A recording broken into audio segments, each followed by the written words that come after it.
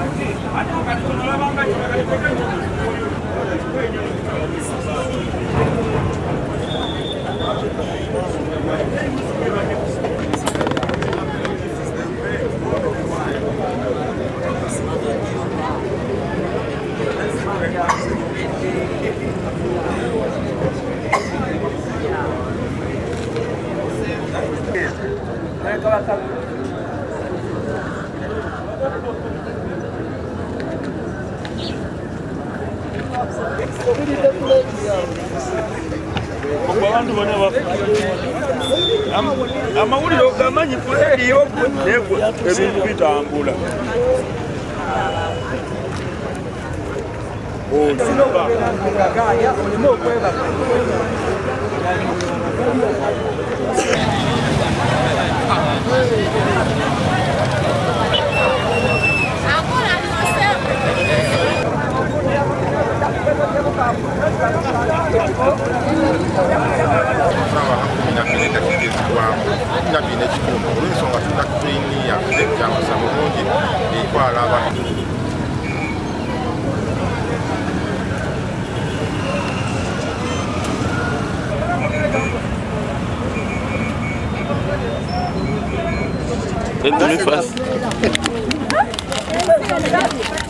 Kayatide natuka n'okuwanda no. Milona atamiza. Tamiza naye era aleeta otulo ayinza okuba nga abadde mu tulo.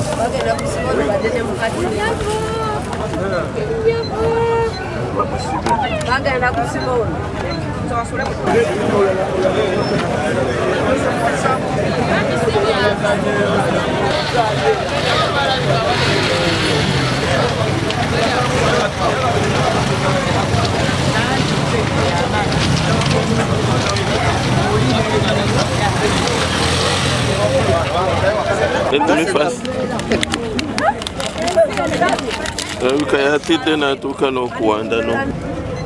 Milona atamiza. Tamiza naye era aleeta otulo ayinza okuba nga abadde mu tulo.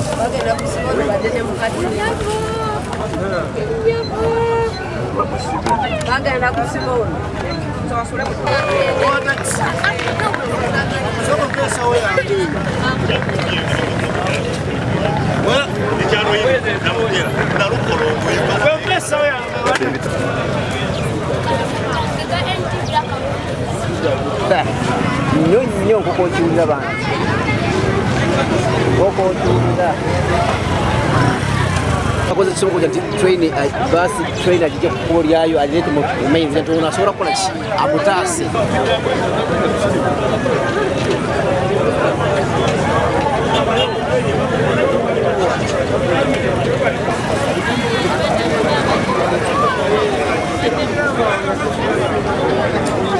Bus company has its own arrangements that they are trying to make. Already people that were driving from Nairobi to Kampala, they have already gone to Kampala. So they are now making arrangements for the people who are driving to Kigali to continue. So in terms of connecting to the points, as far as I know, I think that's not a big issue. Yes. I would say very minor injuries, and this is a question that you're not asking. I think we've been saved by God. This is an accident, I think, which I might say that it has not happened in the last 100 years. You would imagine how a train hits a bus. So in a nutshell, I think we've been saved by God. Yes. Your name is? My name is Geoffrey. Thank you.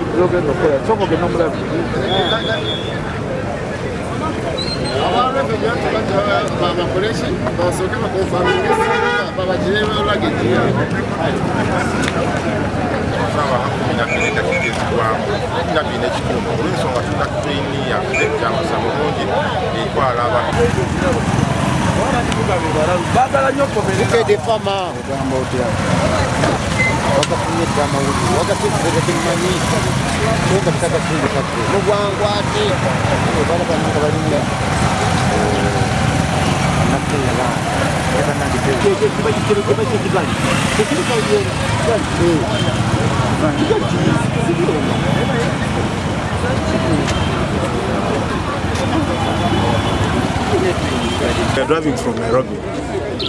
The bus actually set off at around maybe 4:30 Nairobi time, driving to Kigali. So when we reached at this point, I guess the driver for the bus made a terrible miscalculation. Think that it's going to get ahead of the train. Unfortunately, the head of the train hit the tail end of the bus. So, well, luckily enough, nobody died. Nobody had a terrible accident per se, but I would say it was a fatal accident in terms of the train hitting the bus. Yes.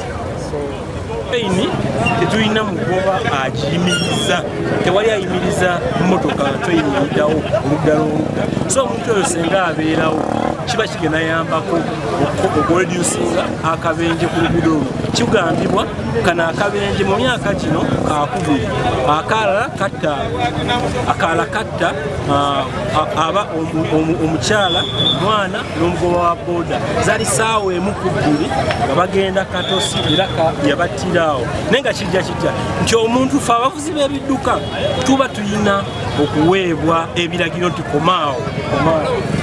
Kiraga nti wabooda yawalaze n'empaka train n'ebasaabala bonna n'ebamalawo. Kano akabenje kakubiri ebbanga lya mwaka gumu luguudo luno. So ffe abo nga abatwala ebya train n'enguudo bateekewo stop over ez'ebidduka, booda, motoka n'abantu nga train esala. Sikiraba manya wano waddeyo ne science waddala. Train eva kukuba kuleddeyo eno. Waddeyo wewedinga kino kibadde kifuluka eno. Kino kibadde kifuluka eno.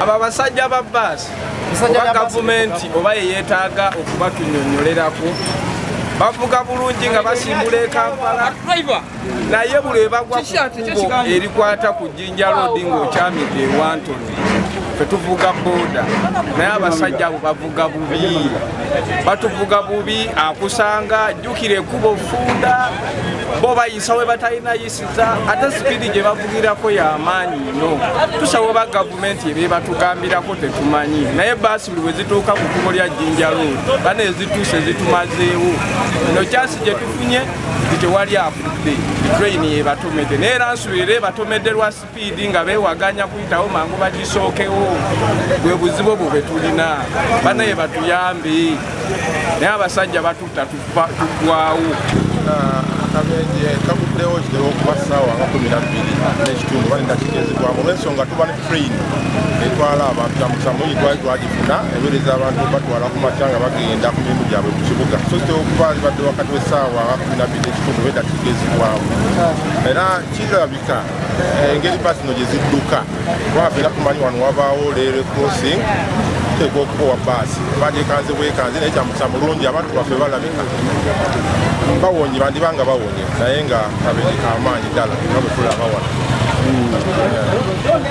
bagamba nti municipality wandibaddewo empeza kwaba ekitongole kya train kikola wandibaddewo wakiri obubonero obwenkunala oba bungi obulaga nti mu maaso awo wetaaga okwekutambula nga waliwo okwekkaanya okugeza singa bateekawo abavubuka waggulu wali mitas nga 10 oludda n'erudda nga train bwebejja esimula ku station nga bategeeza abebivuga ebirala mu maaso awo yongere okwetegeeza n'okwekkaanya nekyongera ku buno obubonero bwe tumanyi obwaleere crossing kijja kutuyamba nono owa train amwekanga bwekanzi ate nga abasajja bano bakeera nnyo n'oluusi n'olufu lukwata nnyo ku makya ekyo tukinenyeze oludda n'erudda gavumenti n'omuvuzi wa mmotoka seza abasajja kyo ekituufu badduka nnyo era basaana basabe ku misinde kandi badeka kewalika senga tuba tugoberedde amateeka g'enju kubanga owa baaso alabidde ddala training etuuse ate ng'ehuutinze train wehuutinga engombe yaayo ogiwulira miles or some good distance far from where it's supposed to happen naye owa baasi awaliriza yabalayi ewate erinnya etuuse okose badde erina musika kusenguleki tuseeka obulabu obutuusewo baasi eyo naye obuzibu bwonna obudde ku driver waki wa baasi oba abadde avuddeko abadde yatamidde oba baliko mpewo zezibadde zimusumwa mpewo za kika naye nga tosobola awaliriza kuyita ku luguudo lwa training ng'ekubye ngombe ku distance so obuzibu bwonna bwonna budde eri badriver b'ebibuka kuwe train ekitiibwa nze nemba nvuga emmotoka eyange erina ebitwe bibiri kakati owemabega oli aba talina kyamanyi nti bakola ki waliwo obuzibu obuze kati bali yamusindise kati onalabika oba kubanga batasibye ebadde tewaliekera nyiri akusidi yabwe erateeka mukandi kakati ono yasibye oli nga amusindika busindisi oli obwekitwe kiri ekirala okuwaba bwekyo kujjaawo awo olaba nti okuneneza wa baasi ekigere kikuwa engombe okuba eri mukoona kati ababaasi nga manyi abala nti ayagala asookewo kati olamukukisiza bino bigaali nebimukubye amanya tumusiime Abdukarim defense w'Ennamumira awafuusa akabi olunaku olwaleero omugobezi wa baasi abadde ali ku Nniima n'asinkana owa train acrossinga agenda kutwala abasaabaze okugenda e Kampala naye ekitulabye olwaleero omuvuzi wa train akoze ekisooka kyonna okutaasa abantu n'asobola kuwugula baasi olaba nti alina okutta abantu naye owa baasi yabadde ali mu nsobi okusinziira fe abadde bali ku ground ekitulabye baasi ebadde evaawo baasi ebadde eva Kampala ng'egenda ka Jinja ndowooza eyo waggulu train ebadde eva ku parking yaayo egenze wano ku train ku Nnamumira eze kutwala abasaabaze Kampala so obubenje obubadde olunaku olwaleero ku makya kw'olwaleero ekitundu kyaffe Nnamumira ekaguddewo sanga mmeka ebaddewo saawa 12:45 naye owa train akozesa okatono kutaasa abantu teri bantu abavuddemu nga bayisibwamu n'essinnyo naye teri afudde bona balamu. Which we have been using. We normally have 2 trains every morning and also 2 trains in the evening. So this one was that an accident has happened in Mukono Train. So I rushed very fast from my office from railways to here, and I found an accident that has happened. Luckily enough, people have not died. There has been a very big effect on our locomotives and the coach and one coach. The locomotive has actually been affected highly, but luckily enough, nobody has died. The Trinity bus service, which has hit our train, was coming from Nairobi going to Chicago. The driver of the bus was stopped when the train was approaching, but the driver seems was under the influence of drugs, as you have seen, and he couldn't stop. I have got reliable information that the police stopped the bus because the train was hooting and approaching. And as you are aware, the train has the right of way. So the bus came and hit the train. Luckily enough, nobody has died, but the locomotive has been damaged. And as the law of railways apply, the owner of the bus definitely will come and compensate railways because he has actually hit the train. Biibino, I am the managing director of Uganda Railways Corporation. Now we are arranging with our mechanical department. We are getting heavy cranes. As you have seen, the locomotive has moved away from the railroad, has gone on the road, on the main road, facing Mukono. So we have to have a heavy crane, gantry crane, which will lift our crane back on the rail line.